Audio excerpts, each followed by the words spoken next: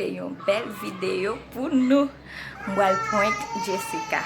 So m'bral le Jessica vin nan chambre nan et puis tout m'a prend pause. Maintenant je vais quitter. Et puis pour nous réaction Jessica. On point li. Jessie! Acabo de hablar con Simon. No quité. Really? Are you crying?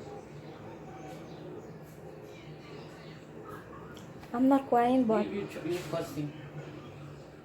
like eso duele. ¿Dijo eso o dijiste eso? Él dijo eso, es como si alguien él me aplanqué como une vieille Son chaussette. Acabo de hablar con él. Paul d'honneur.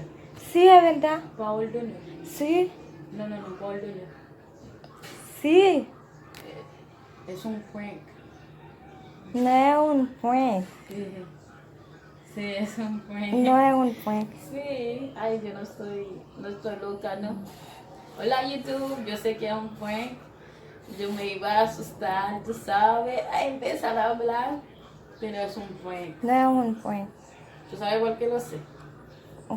¿Cómo? Que ese celular me demasiado centrado y tú estás tratando de llorar. Estoy tratando de Me comunicarme veo con... mal porque me estás haciendo eso. Estoy tratando de comunicarme contigo. Mami, ven. Guys, nous autres point Jessica, même si peut pas marcher, c'était un fail, but next time n'a prendre plus bien. Comment tu vas prendre là? Mpa t'attendre mais t'es sorti son point parce que nous t'a pédé parler ou connaît nous envie mettre plus gaieté sous chaîne nan, que là n'a commencé point qui une l'autre et puis moi caméra trop fixé si c'est like bon bagay qui va marcher parce que s'il te caché caméra avec lui te bon parole d'honneur parole t'a commencé à parler.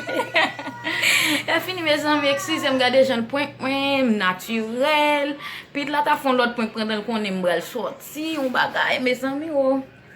Bye! C'est un réel plaisir, passer